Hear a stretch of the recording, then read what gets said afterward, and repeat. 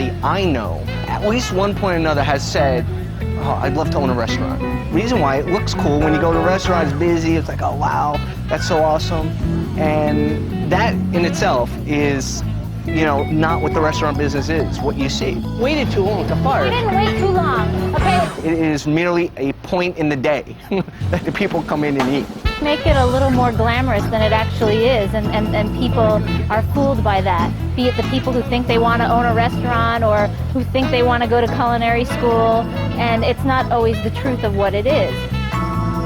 Frank and I own Tahulo restaurant on South Beach, and we're the chefs here. When people find out that we work together and we're married and we have a family and all of that, they ask us if we're crazy. They ask us how we do it. There's definitely times that Frank and I will conflict in the restaurant. For the most part, we work well together, but we definitely have our moments that are brutal. You got hot plates or what? No hot plates. It's good. I'm dying for watercress. They're up, they're up, they're up.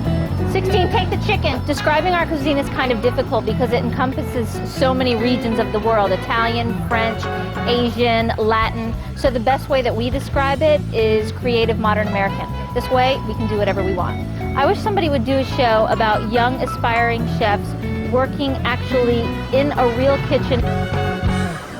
And I don't think that any show has actually really captured that. One thing you hear me say, eye to detail, guys. That's what this is all about. Anybody can open it, but if you don't know the details and have an eye on them, you're gonna have mediocrity everywhere. You're not gonna make it. The restaurant business is quick. The kitchen's really quick. And if you don't fix things quick, they ferment, and all of a sudden that becomes the norm, and before you know it, your menu has become somebody else's idea. We're dragging this party. Let's go. Look, I got a young crew. We're a very young staff, and it's awesome. But it also has its headaches, and sometimes your teaching curve takes a little longer. Guys, how long?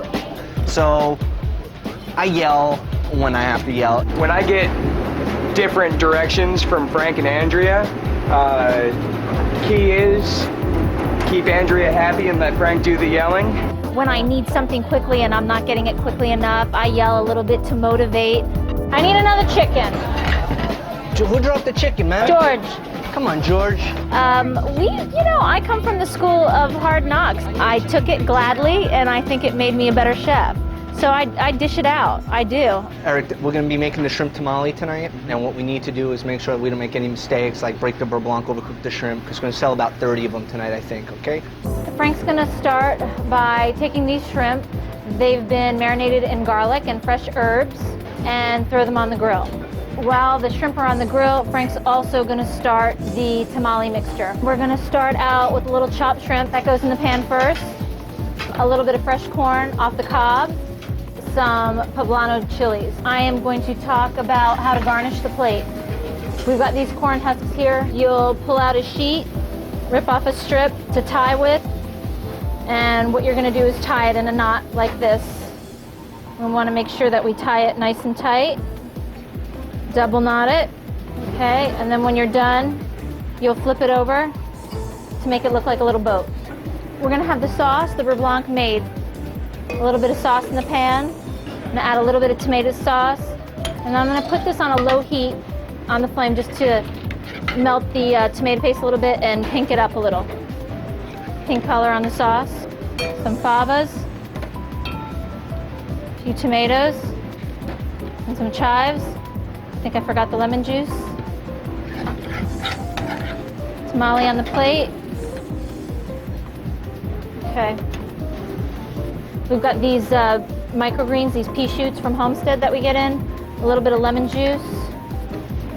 Season with a little bit of salt and pepper.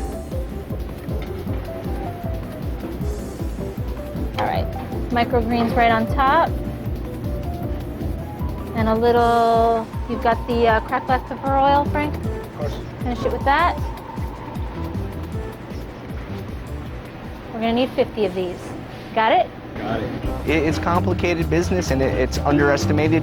Anybody with money can do it, and I think the perception of how cool it would be it's undoing. Well, aside from the restaurant family, we have a daughter who is almost 3, Isabella, who's a dream and lots of fun and keeps us busy. We have a baby on the way in 2 months, counting down in the heat of Miami.